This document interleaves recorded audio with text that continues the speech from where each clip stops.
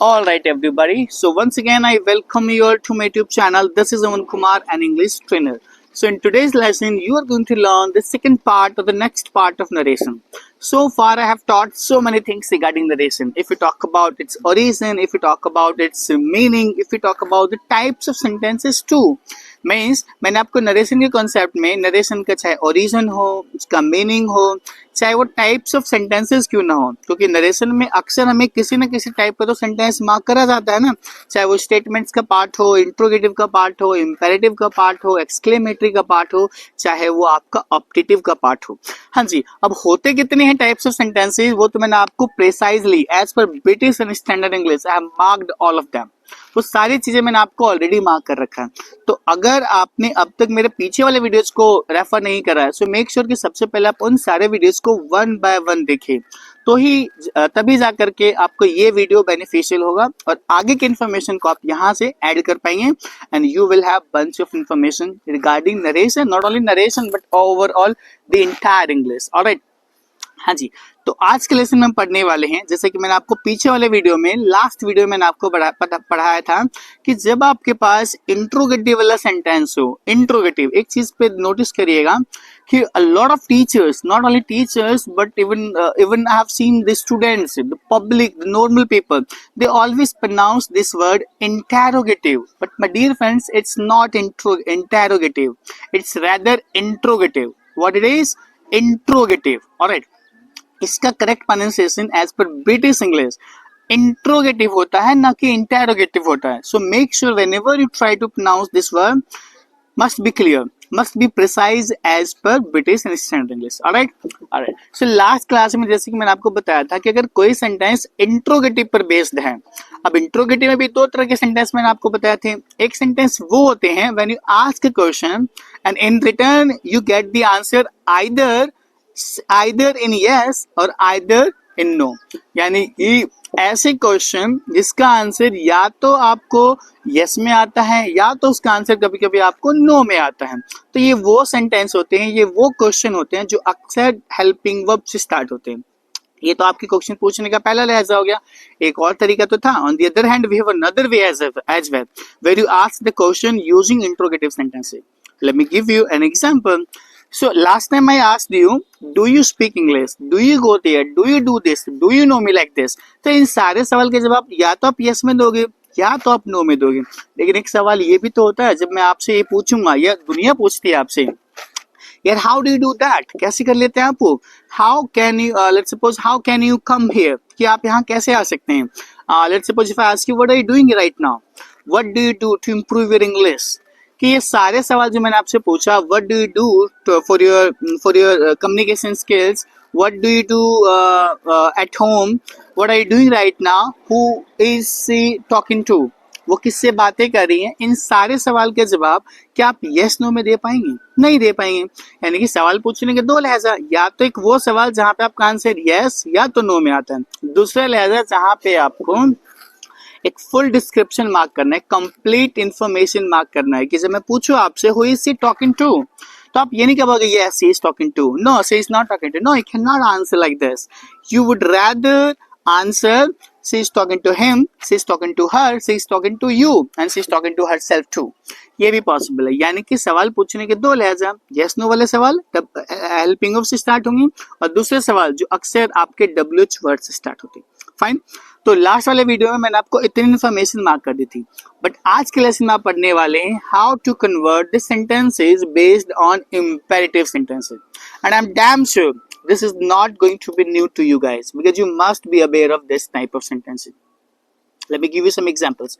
Let's suppose if I give you a situation, let's suppose if you are asked to sit anywhere, to sit somewhere, कि जब आपको किसी के द्वारा कहा जाता है कि आप यहाँ बैठो, आप वहाँ जाओ, आप यहाँ आओ, tell me about yourself, अपने बारे में बताओ, do this, do that, think like this, you know, practice English with your friends.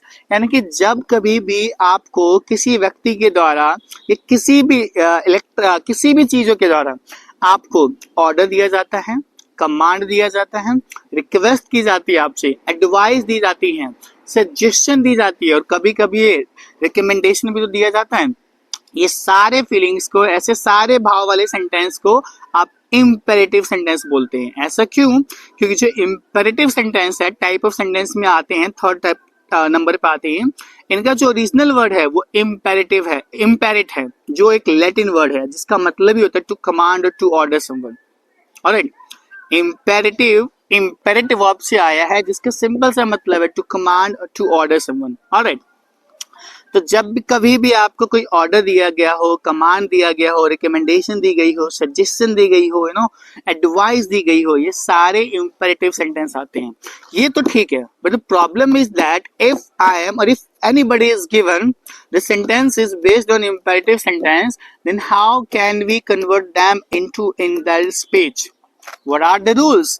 So that's what I'm gonna let you know in today's lesson. यानी कि जब कभी भी आपके एग्जाम्स में और even in your conversation, in your daily conversation, अगर ऐसे सेंटेंस आ जाए जहां पे आपको कन्वर्ट करना पड़ जाए इम्पेरेटिव सेंटेंस को इनडायरेक्ट स्पीच में, तो उसके क्या टर्म एंड कंडीशन है, सारी चीजें आज के लेसन में वेरी क्विकली देखने वाले, बहुत जल्दी देखने वाले, ताकि आपको फटाक से अंडरस्टैंडिंग हो जाए। अब तक मैंने आपको इतना तो बता दिया ना कि इम्पेरेटिव सेंटेंस क्या होता है। So just to recognize what an imperative sentence is quite easy for you because I've already let you know कि imperative sentence क्या होता है, I've already told you, मैंने आपको पहले ही बता दिया।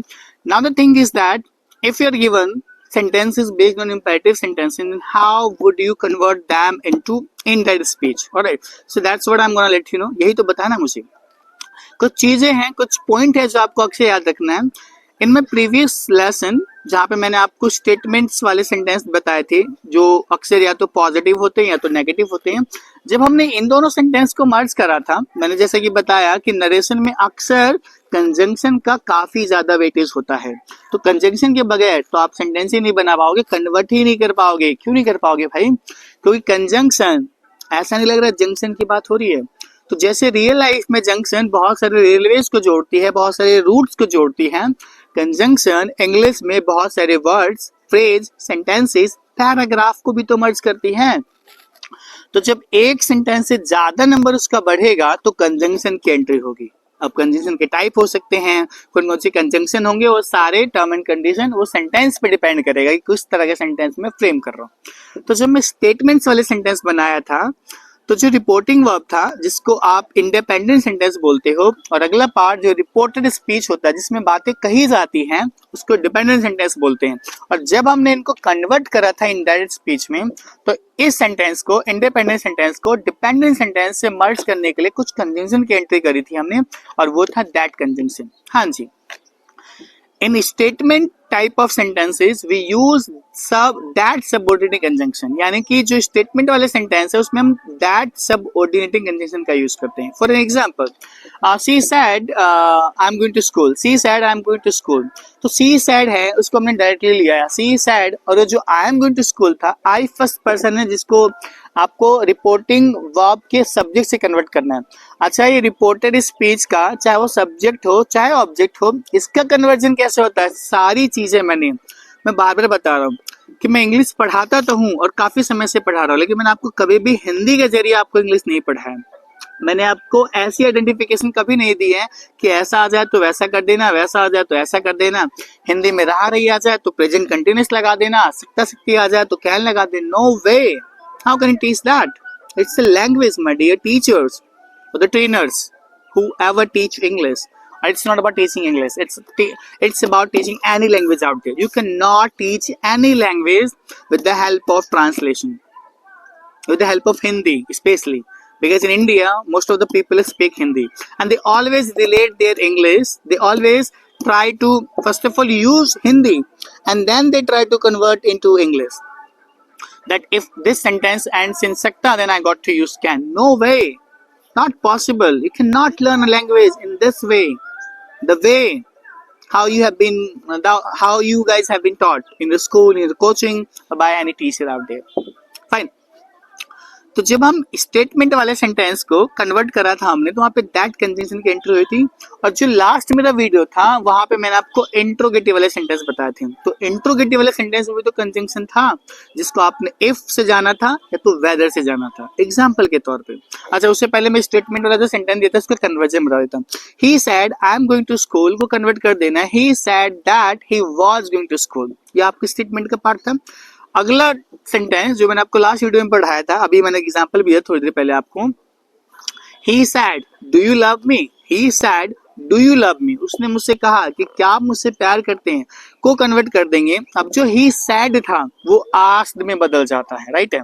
तो ही आस्क्ड, अब ये सवाल कैसा था, जब मैंने बोला he said do you love me, इसका जवाब या तो यस या तो नो ही तो आने वाला है। तो यहाँ पे आपको या तो इफ का यूज करना है या तो वेदर का यूज करना है। और आप क्या कहेंगे, ही आस्क्ड। अब उसने किसी न किसी से तो पूछा होगा ना, अब वहां पे मैं अपने आप को अज्यूम कर रहा हूँ। आप चाहे तो हर को यूज कर सकते हो, आप चाहो तो डैम को यूज कर सकते हो, आप चाहो तो किसी व्यक्ति का नाम भी यूज कर सकते हो। But as of now I am taking my name in that place, उस प्लेस पे अपने आप को रख रहा हूँ। सो जो सेंटेंस मैंने आपको दिया, जैसे अभी मैंने आपको एग्जाम्पल दिया इंट्रोगेटिव का कि he said do you love me को कन्वर्ट कर देंगे he asked me if I loved him. अब हिम कैसे हो गया, जो मी था वो फर्स्ट पर्सन था जिसको आपको रिपोर्टिंग वर्ब पे सब्जेक्ट से चेंज करना है। तो जो सेंटेंस था he said do you love me को कन्वर्ट कर देंगे ही आस्क्ड मी वेदर या तो इफ आई लव्ड हिम। ये आपके था इंट्रोगेटिव का पार्ट। बट जैसे कि आपको मैंने बताया इम्पेरेटिव सेंटेंस के, इम्पेरेटिव सेंटेंस का कन्वर्जन कैसे करेंगे आप, जैसे कि मैंने आपको पहले ही बता दिया, इंपेरेटिव सेंटेंस में या तो ऑर्डर या तो कमांड या तो रिक्वेस्ट या तो सजेशन या तो रिकमेंडेशन की कहानी होती है। तो जब कभी भी आपको सेंटेंस दिया जाए और आपको फील हो कि यहाँ पे ऑर्डर की बात हो रही है, तो जो सैड होगा, जो डायरेक्ट स्पीच में आपको ही सैड आता है, उसको ऑर्डर में बदल दीजिए। लेट्स सपोज कि सेंटेंस है ही सैड और ये जो आगे रिपोर्टर स्पीच में स्टेटमेंट दिया जाएगा वो आपको ऑर्डर प्रतीत होता है, तो ही सैड को कन्वर्ट कर दीजिए ही ऑर्डर्ड। अगर आपको वहां पे ऐसा लग रहा है कि कमांड दिया गया है, हाँ ऑर्डर कमांड सेम है, तो आप चाहो तो ही ऑर्डर्ड भी पॉसिबल है, ही कमांडेड भी पॉसिबल है। ही सैड को या तो ऑर्डर्ड या तो कमांडेड में कन्वर्ट कर दीजिए। आपको प्रतीत होता है कि कहीं ना कहीं आपसे रिक्वेस्ट कर रहा है ये, तो ही रिक्वेस्टेड में आप कन्वर्ट कर दीजिए। आपको अगर फील होता है कि यहाँ पे सजेशन की बात हो रही है, तो ही सजेस्टेड में कन्वर्ट कर दीजिए। आपको फील हो रहा है कि यहाँ पे रिकमेंडेशन की बात हो रही है, तो ही रिकमेंडेड में कन्वर्ट कर दीजिए। यानी कि इंपेरेटिव सेंटेंस का ओवरऑल मैंने आपको मीनिंग बता दिया। अब आपको जैसा फील हो रहा है, जो सिचुएशन वहां पे फील हो रहा है, वो आप मार्क कर दीजिए। सैड को बदलना है ना, या तो ऑर्डर में बदल दीजिए, कमांडेड में बदल दीजिए, रिक्वेस्टेड में बदल दीजिए, सजेस्टेड में बदल दीजिए, रिकमेंडेड में बदल दीजिए। जैसा फील हो वैसा वहां पे लगा देना। I am sorry the flower has fallen down, गिर गया है, but not an issue. Alright, हाँ तो ये मैंने बता दिया कि जहां पे आपको जैसा फील हो, रिकमेंडेशन है, सजेशन है, एडवाइस है, वो आपको कन्वर्ट कर देना है। अगर मैं बात करूं रिपोर्टर स्पीच का कन्वर्जन कैसे करेंगे, हाँ रिपोर्टर स्पीच का जो टर्म एंड कंडीशन था वो तो आपको करना ही है। टेंस का चेंजेस, बैक शिफ्ट होना है, प्रोनाउन का चेंजेस होना है, प्लेस का चेंजेस होना है, और जो भी आपके टर्म और आते हैं टाइमिंग का वो चेंज होना, सारी चीजें होना ही है। जो यहाँ पे कंजंक्शन यूज होगा, यहाँ पे दो तरह का ट्विस्ट चलेगा। ट्विस्ट क्या है कि आपने स्टेटमेंट में दैट कंजंक्शन का यूज करा था, बट आपने इंट्रोगेटिव में इफ या वेदर का यूज करा था। अगर आपका सवाल हेल्पिंग ऑफ से स्टार्ट हुआ था, यानी कि जिसका आंसर या तो यस या तो नो, और उसी में अगला पार्ट था ना जो डब्ल्यू वर्ड से स्टार्ट हुआ था, डब्ल्यूच वर्ड से। तो डब्ल्यूच वर्ड जो आप देख रहे हो, माना कि वो अपने रूप से प्रोनाउन है, बट भैया इस वाले सेंटेंस में वो कंजंक्शन का काम करते हैं, राइट। हाँ तो मैंने आपको क्या बताया, रिपोर्टिंग वर्ब का जो सैड था ऑर्डर में मतलब कि ऑर्डर में, कमांडेड में, रिक्वेस्टेड में, सजेस्टेड में, रिकमेंडेड में, एडवाइज्ड में बदल दिया आपने। और जब आप रिपोर्टेड स्पीच का कन्वर्जन नीचे करेंगे तो यहाँ पे आपको कंजंक्शन की नीड पड़ेगी, जो आप दो सेंटेंस को मर्ज करेंगे। तो यहाँ पे दो ट्विस्ट हैं कि अगर आपका वर्ब, अगर आपके पास एक सेंटेंस है जहाँ पे आपको ऑर्डर का फील हो रहा है, कमांड का फील हो रहा है, रिक्वेस्ट का फील हो रहा है, आपको एडवाइस का फील हो रहा है, तो इन सारे केस में आप टू प्रेपोजिशन का यूज करते हैं। जो शकल से तो प्रेपोजिशन है, but as per its behaviour it uses और it is used as an conjunction. कि माना कि शकल से बेचारा कंजंक्शन नहीं है, प्रेपोजिशन है, लेकिन अपने बिहेवियर के अकॉर्डिंग वो कंजंक्शन का काम करेगा।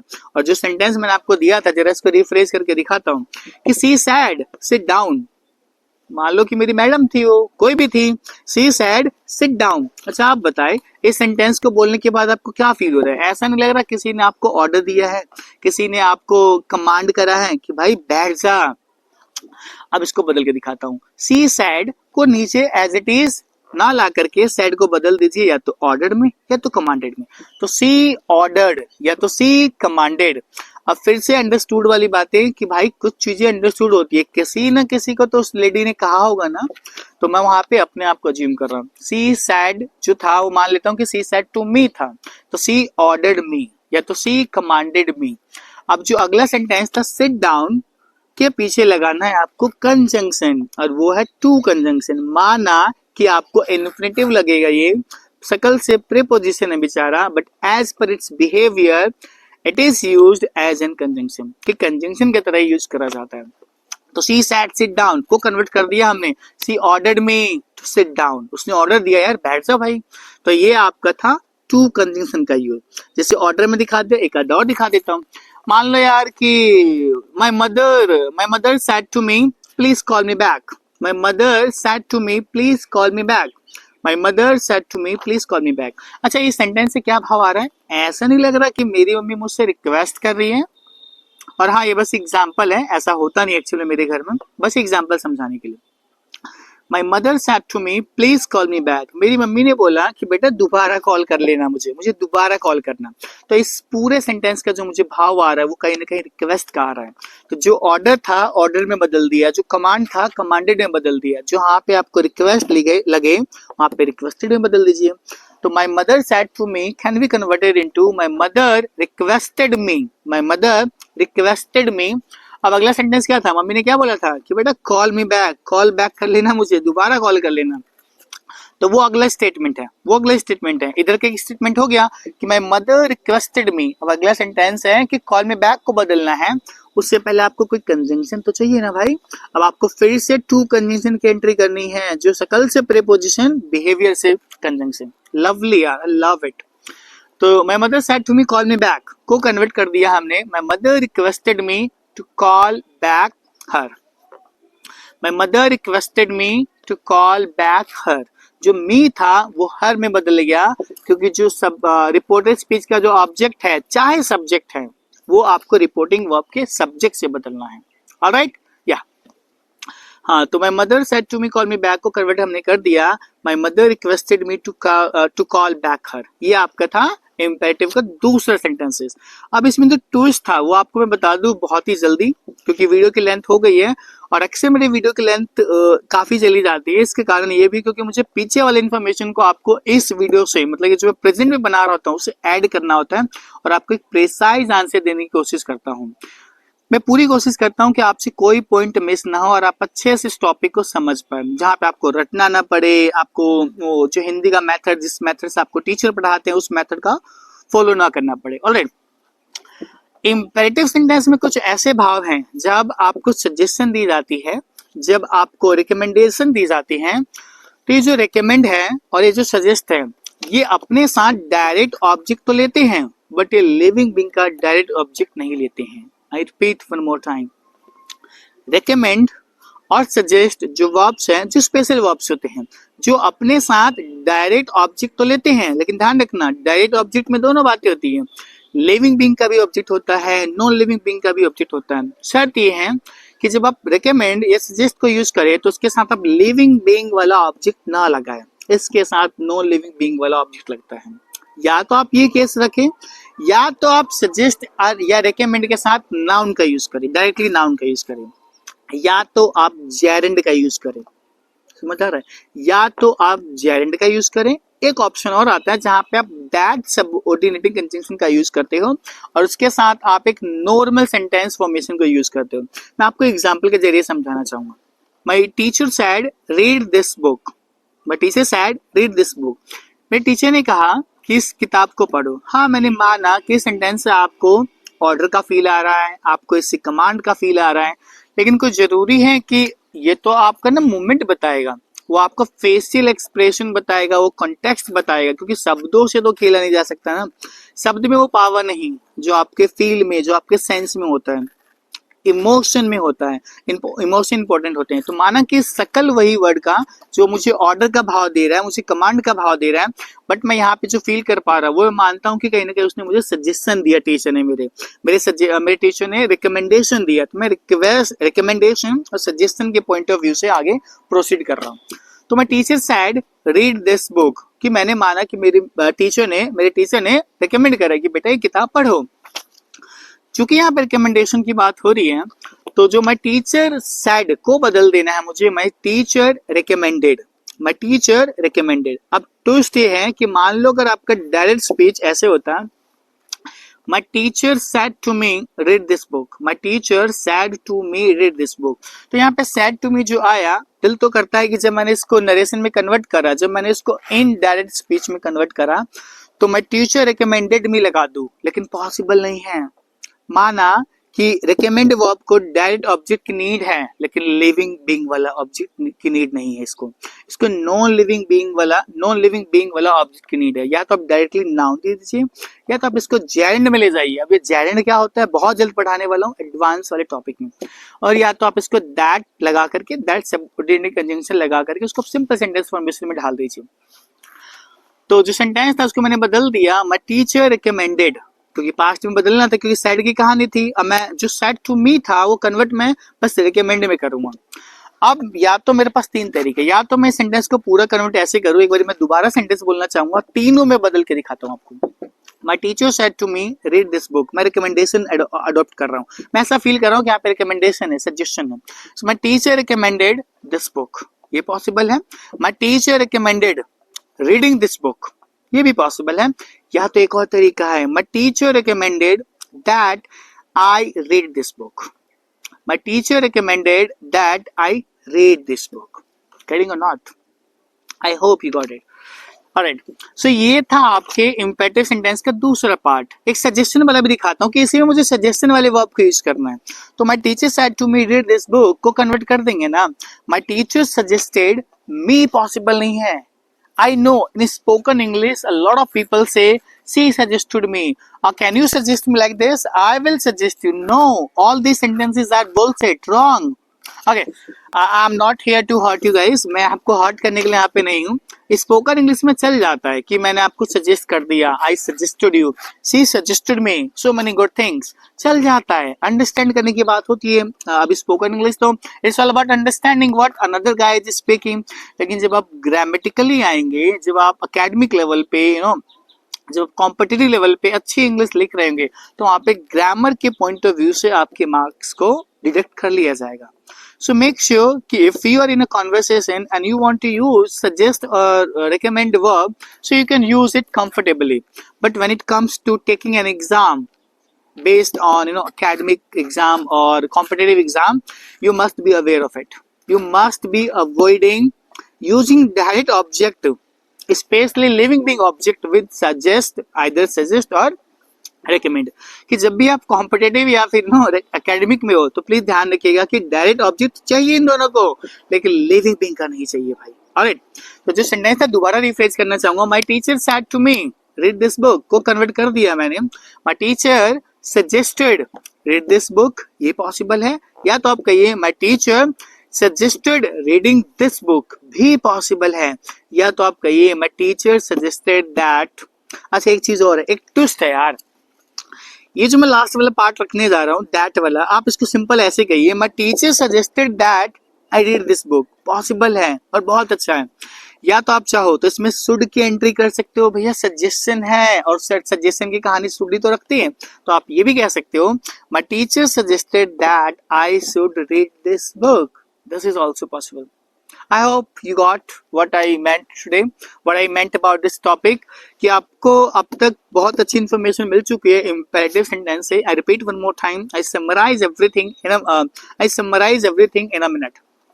Imperative sentences is a sentence that gives us a command, a request, a suggestion, a piece of advice and sometimes recommendation too।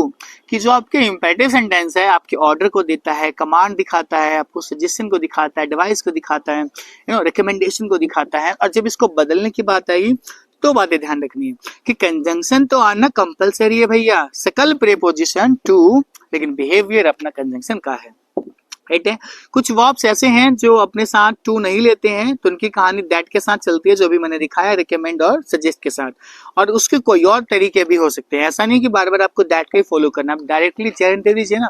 जो एग्जांपल अभी मैंने आपको दिया था, my teacher said to me read this book, को possible है my teacher recommended reading this book भी possible है। My teacher suggested reading this book भी पॉसिबल है यार। My teacher recommended this book भी तो पॉसिबल है। My teacher suggested this book भी पॉसिबल है।